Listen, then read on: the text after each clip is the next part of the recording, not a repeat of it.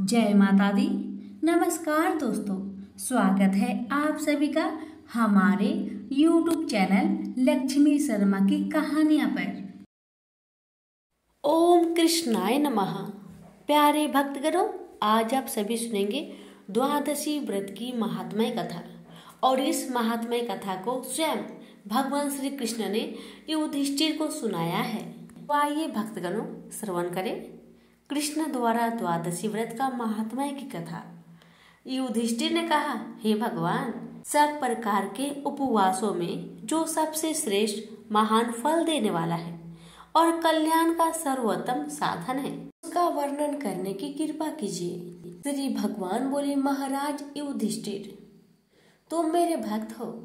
जैसे पूर्व में मैंने नारद से कहा था, वैसे ही तुम्हें भी बतलाता हूँ। सुनो नरेश, जो पुरुष स्नान आदि से पवित्र होकर मेरी पंचमी के दिन भक्ति पूर्वक उपवास करता है तथा तीनों समय मेरी पूजा में संलग्न रहता है, वह संपूर्ण यज्ञों का फल पाकर मेरे परम धाम में प्रतिष्ठित होता है। हे नरेश्वर, अमावस्या और पूर्णिमा ये दोनों पर्व दोनों पक्ष की द्वादशी तथा श्रवण नक्षत्र ये 5 तिथियां मेरी पंचमी कहलाती है। ये मुझे विशेष प्रिय है, अतः श्रेष्ठ ब्राह्मणों को उचित है कि वे मेरा विशेष प्रिय करने के लिए मुझ में चित्त लगाकर इन तिथियों में उपवास करें। नरश्रेष्ठ, जो सब में उपवास ना कर सके वह केवल द्वादशी को ही उपवास करे, इससे मुझे बड़ी प्रसन्नता होती है।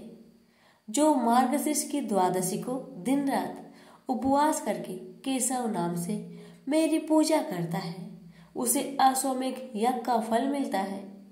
जो पौष मास की द्वादशी को उपवास करके जो नारायण नाम से मेरी पूजा करता है, वह वाजीमेध यज्ञ का फल पाता है। राजन, जो माघ की द्वादशी को उपवास करके माधव नाम से मेरी पूजा करता है, उसे राजसूय यज्ञ का फल प्राप्त होता है।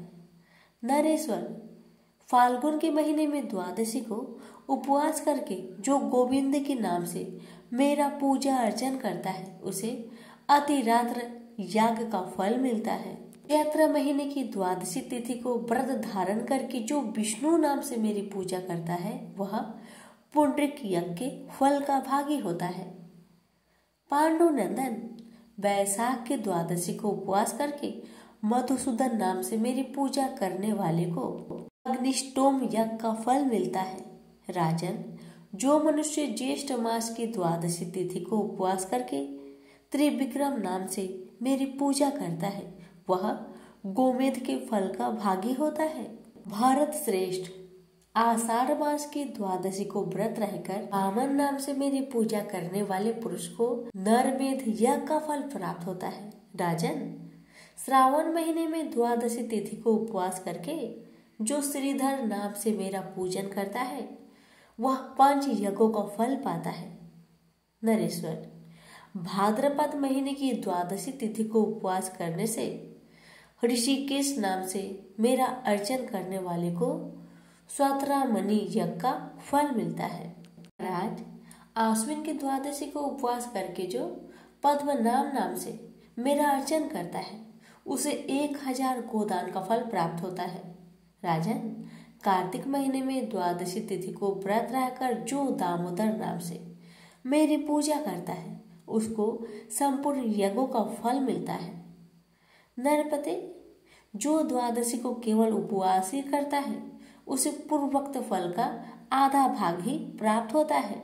इसी प्रकार श्रावण में यदि मनुष्य भक्ति युक्त चित्त से मेरी पूजा करता है, तो मेरी सालोक्य मुक्ति को प्राप्त होता है। इसमें तनिक भी अन्यथा विचार करने की आवश्यकता नहीं है।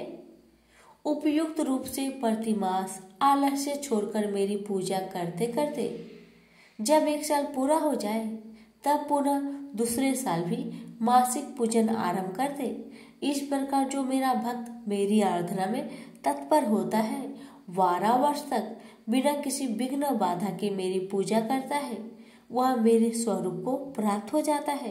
राजन, जो मनुष्य द्वादशी तिथि को प्रेम पूर्वक मेरी पूजा और वेद संहिता की पूजा करता है उसे पूर्वक फलों की प्राप्ति होती है। इसमें संशय नहीं है। जो द्वादशी तिथि को मेरे लिए चंदन पुष्प फल जल पत्र अथवा मूल अर्पण करता है उसके समान मेरा प्रिय भक्त कोई नहीं है। नर श्रेष्ठ युधिष्ठिर इंद्र आदि संपूर्ण देवता उपयुक्त विधि से मेरा भजन करने के कारण ही आज स्वर्गीय सुख का उपभोग कर रहे हैं। प्रेम से बोलिए श्री कृष्ण भगवान की जय, राधा रानी की जय। एक बार भगवान विष्णु जी शेष नाग पर बैठे बैठे बोर हो गए और उन्होंने धरती पर घूमने का विचार किया। वैसे भी कई साल बीत गए थे।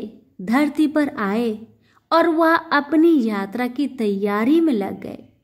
स्वामी को तैयार होता देखकर लक्ष्मी माँ ने पूछा, आज सुबह सुबह कहाँ जाने की तैयारी हो रही है? विष्णु जी ने कहा, हे लक्ष्मी, मैं धरती लोक पर घूमने जा रहा हूँ। तो कुछ सोचकर माता ने कहा, हे देव, क्या मैं भी आपके साथ चल सकती हूँ? भगवान विष्णु ने 2 पल सोचा और फिर कहा, एक शर्त है, पर तुम मेरे साथ चल सकती हो। तुम धरती पर पहुंचकर उत्तर दिशा की ओर बिल्कुल मत देखना। इसके साथ ही माता लक्ष्मी ने हाँ कहकर भगवान के साथ चल पड़ी। सुबह सुबह माँ लक्ष्मी और भगवान विष्णु धरती पर पहुंच गए। अभी सूर्य देवता निकल रहे थे। रात बरसात होकर हटी थी। चारों ओर हरियाली ही हरियाली थी।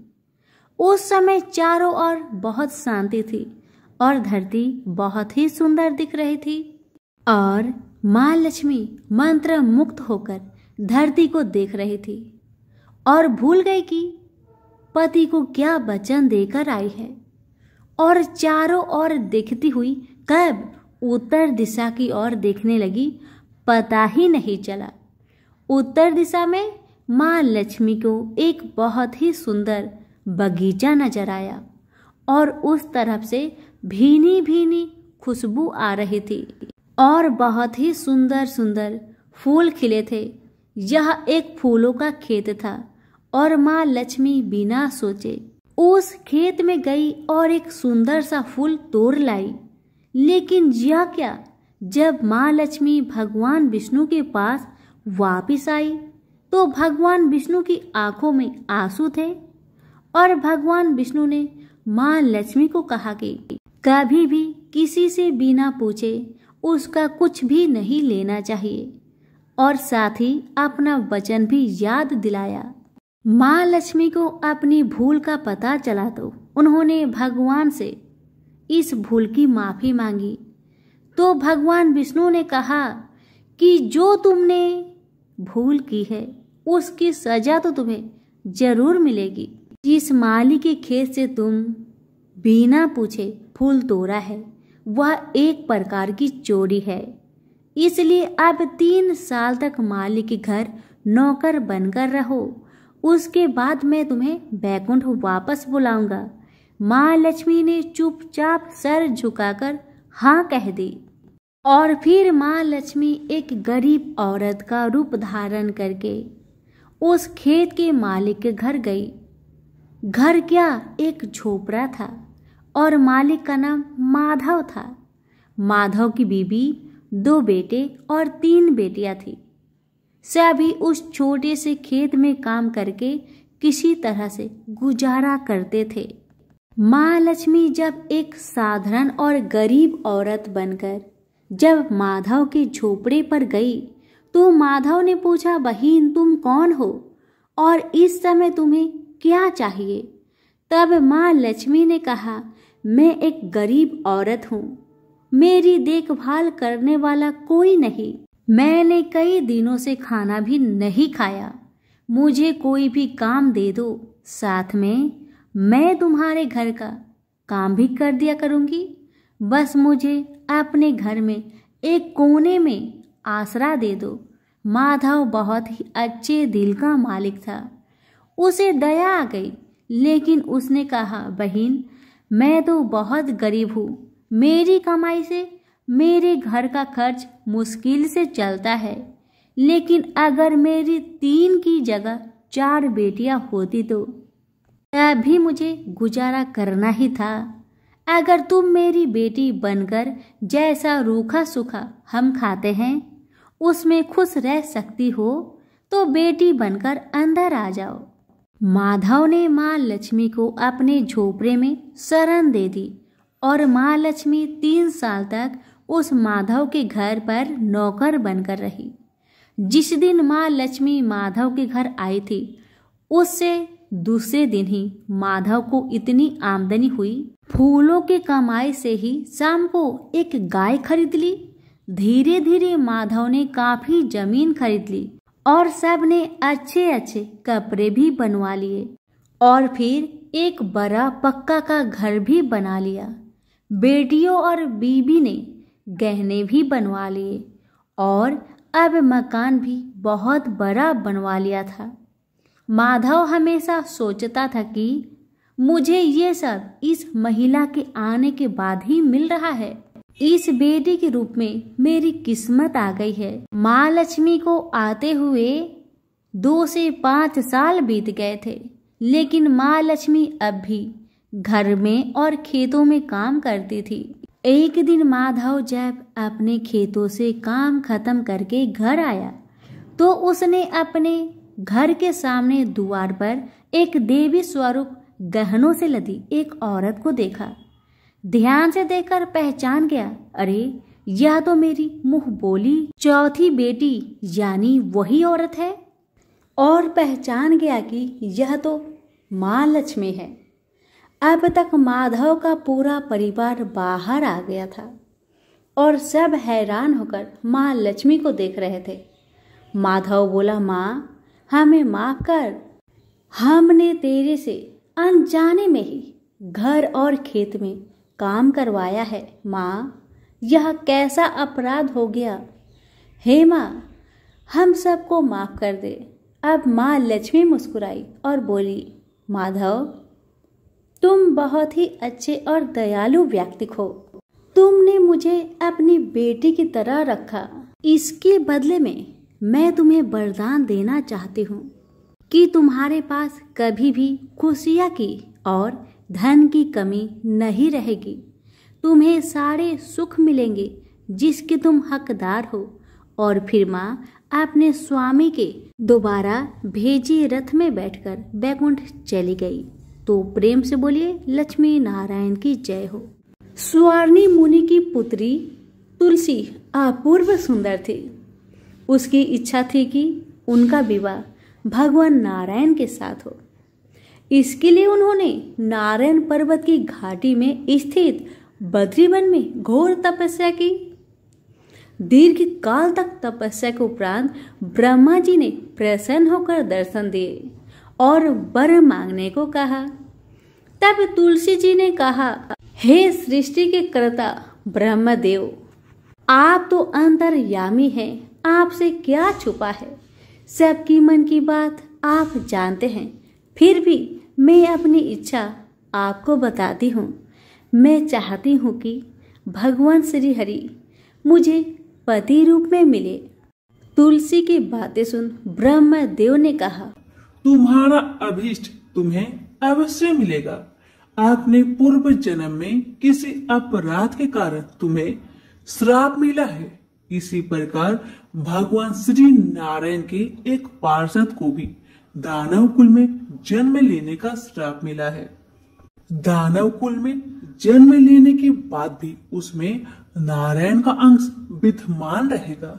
इसलिए इस जन्म में पूर्व जन्म के पाप के शमन के लिए संपूर्ण नारायण तो नहीं, नारायण के अंश से युक्त दानव कुल में जन्मे उस श्रापग्रस्त पार्षद से तुम्हारा विवाह होगा। श्राप मुक्त होने पर भगवान श्री नारायण सदा सर्वदा के लिए तुम्हारे पति हो जाएंगे। तुलसी ने ब्रह्मा जी के इस वर को स्वीकार किया, क्योंकि मानव कुल में जन्म के कारण उसे मायावी भोग तो भोगना ही था।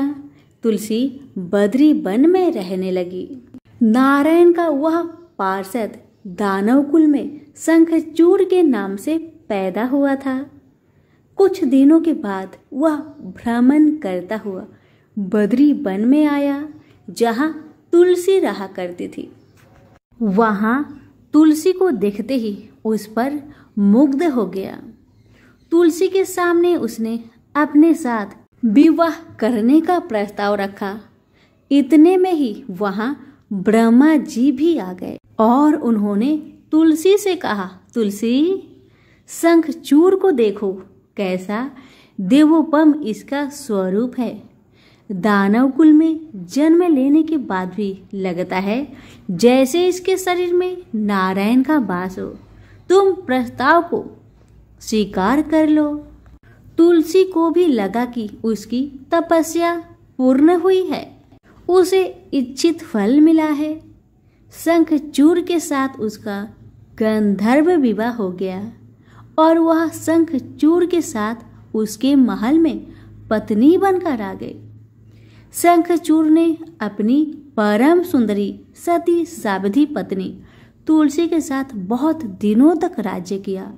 उसने अपने राज्य का इतना विस्तार किया कि देवलोक तक उसके अधिकार में आ गया।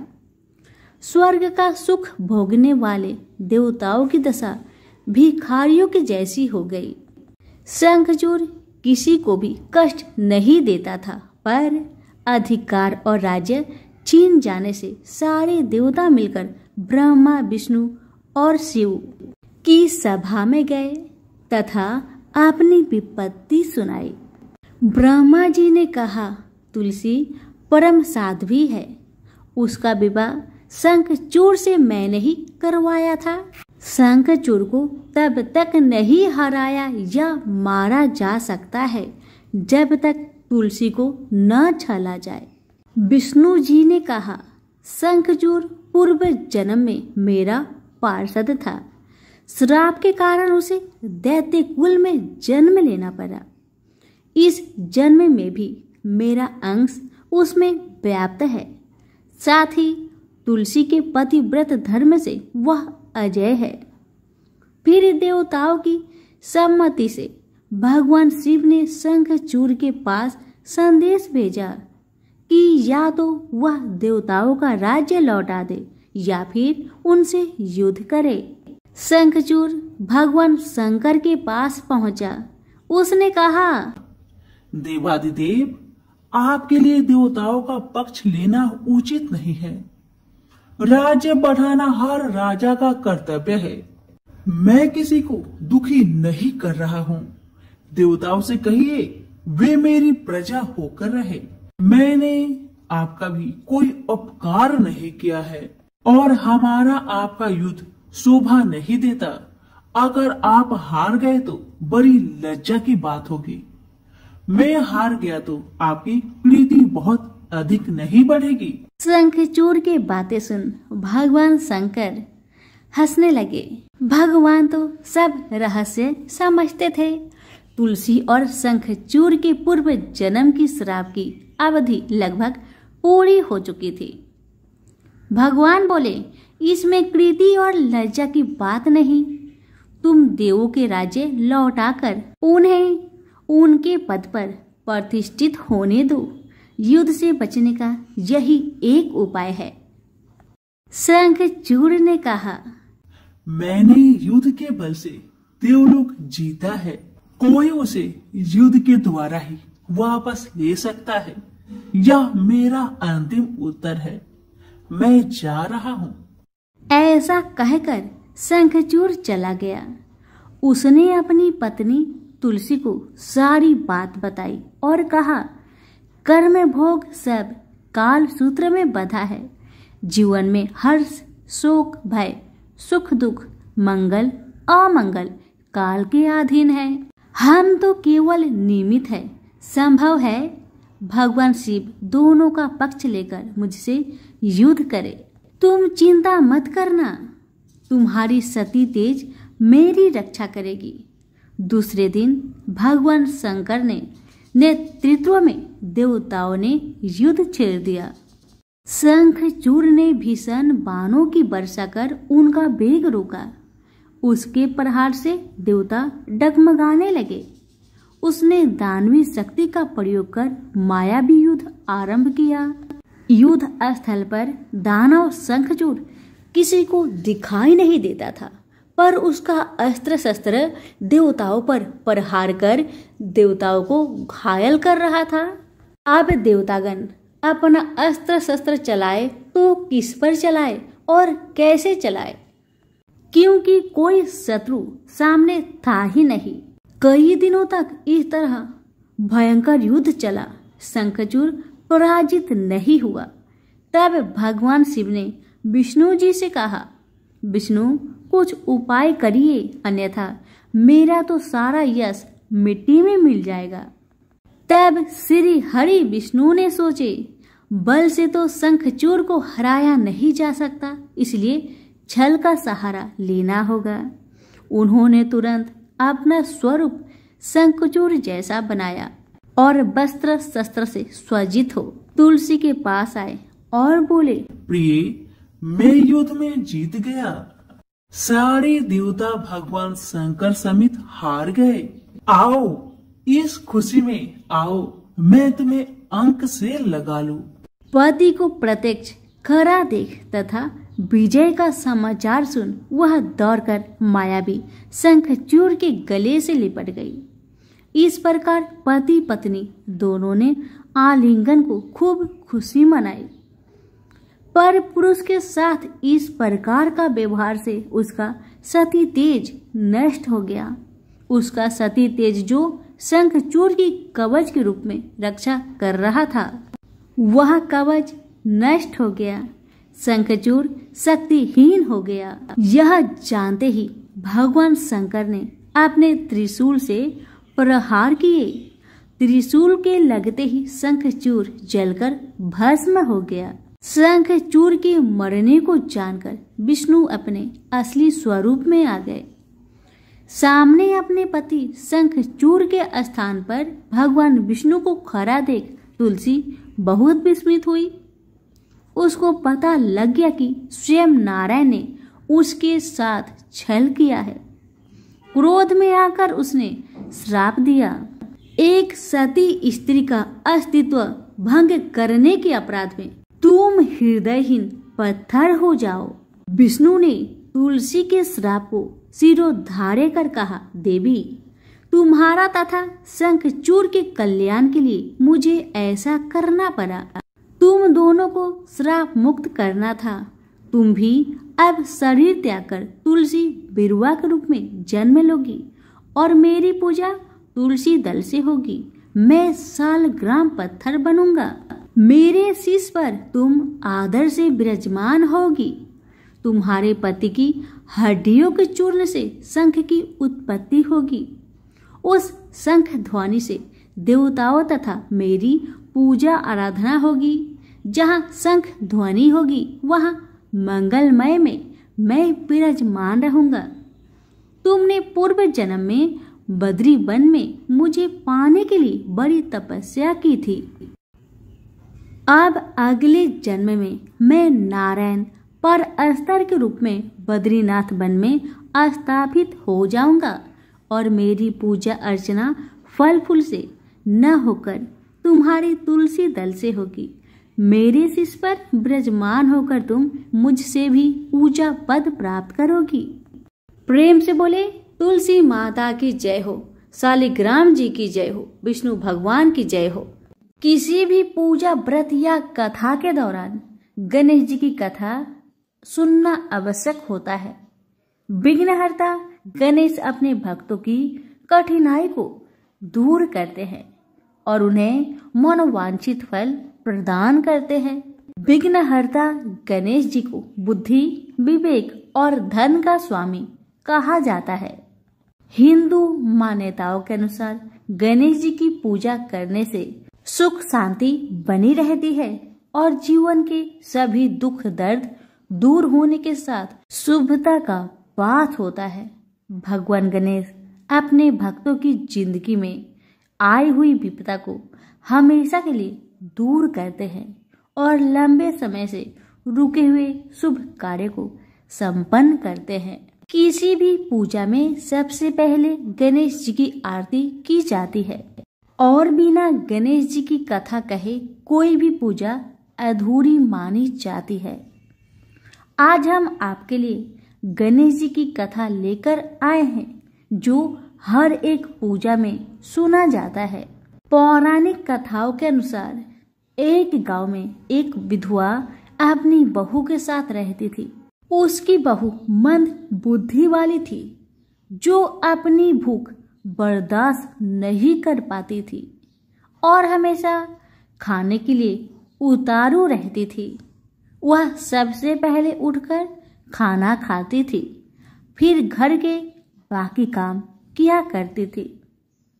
एक दिन विधवा ने अपने घर में पूजा करवाने का सोचा, लेकिन वह थोड़ी परेशान थी क्योंकि उसकी बहू अगली सुबह उठते ही खाने के लिए दौड़ेगी और पूजा के लिए बनाए गए पकवान को जूठा कर देगी। अपनी बहू को पूजा के लिए बनाए गए पकवान से दूर रखने के लिए विधवा ने एक तरीका निकाला।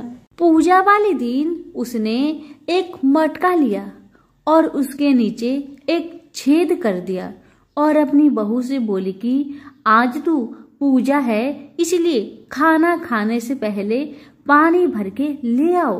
बहू भी चालाक निकली। उसने देख लिया था कि विधवा ने मटके के नीचे छेद कर दिया है, इसलिए वह अपनी साड़ी में आटा बांधकर पनघट पर चली गई। वहां उसने आटा निकाला और कुएं के पानी के मदद से बाटियां बनाने लग गई। कुएं के पास ही एक शमशान था जहां चीता जलाई जा रही थी। बहू ने उसकी आंच में अपनी बाटियां सेक ली। उसकी बाटियां सूखी थी तो वह पास में ही गणेश भगवान का एक मंदिर था। बहू वहां पर चली गई जहां गणेश जी को किसी ने चोला चढ़ाया हुआ था। उसने देखा कि गणेश जी की तोंद पर घी लगा हुआ है। उसने उस घी को अपनी बाटी पर लगा लिया और उसका भोग गणेश जी को लगाकर वह बाटी खा ली और बहू घर वापस चली आई। बहू की इस हरकत पर गणेश जी को बहुत गुस्सा आया और उन्होंने गुस्से में अपने नाक पर उंगली चढ़ा लिया। जब गांव वाले ने देखा कि गणेश जी ने अपने नाक के ऊपर उंगली चढ़ा लिया है तो उन्हें मनाने के लिए बहुत जद्दोजहद किया गया, लेकिन गणेश जी ने अपनी उंगली वापस नहीं उतारी। जब यह बात राजा को पता चली तो राजा ने बड़े बड़े पंडितों और ज्योतिषों को बुलवाया और हवन करवाया, लेकिन गणेश जी फिर भी नहीं माने। सब बहुत चिंतित थे। राजा ने पूरे गांव में यह ऐलान करवा दिया कि जो भी इंसान गणेश जी की नाक पर से उंगली हटाने में सफल होगा उसे इनाम के तौर पर 5 गांव दिया जाएगा। गांव के सभी लोग गणेश जी को मनाने आए, लेकिन गणेश जी किसी से भी न माने और अपनी उंगली नाक पर चढ़ाए रखे। अंत में विधवा की बहू बोली कि अगर सब उसे आज्ञा दे तो वह गणेश जी की उंगली हटा सकती है। उसकी बात सुनकर उसकी विधवा सासू माँ हंसने लगी और बोली कि जब बड़े बड़े विद्वान कुछ नहीं कर पाए तो वह कैसे गणेश जी को मना पाएगी। तब किसी ने बोला कि जब सब लोगों को मौका मिला तो उसे भी एक मौका मिलना चाहिए। फिर सभी लोग बहू को एक मौका देने के लिए मान गए, लेकिन बहू ने एक शर्त रखी। उसने कहा कि उसके घर से लेकर मंदिर तक पर्दा बांध दी जाए। सब लोगों ने सोचा कि इतना तो हो ही चुका है तो पर्दा बांधने में क्या जाता है। बहू के कहे अनुसार उसके घर से लेकर मंदिर तक पर्दा लगाया गया। बहू ने अपना दिमाग लगाया और वह अपने साड़ी की आंचल में मोगली छिपाकर मंदिर चली गई। अब बहू ने मंदिर में जाकर गणेश जी से बोला कि मैंने आपके तोंद से जरा सा घी क्या ले लिया, आपने अपने नाक पर उंगली चढ़ा ली।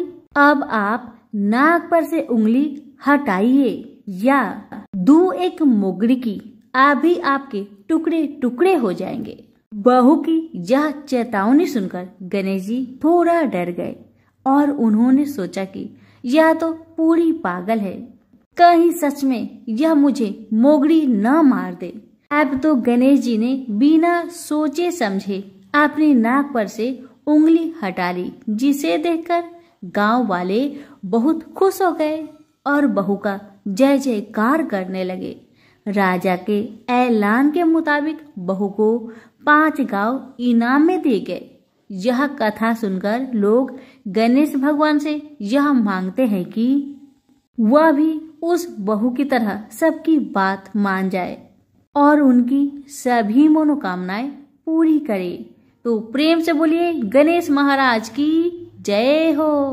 कथा अच्छी लगे तो लाइक शेयर करना बिल्कुल न भूले। धन्यवाद।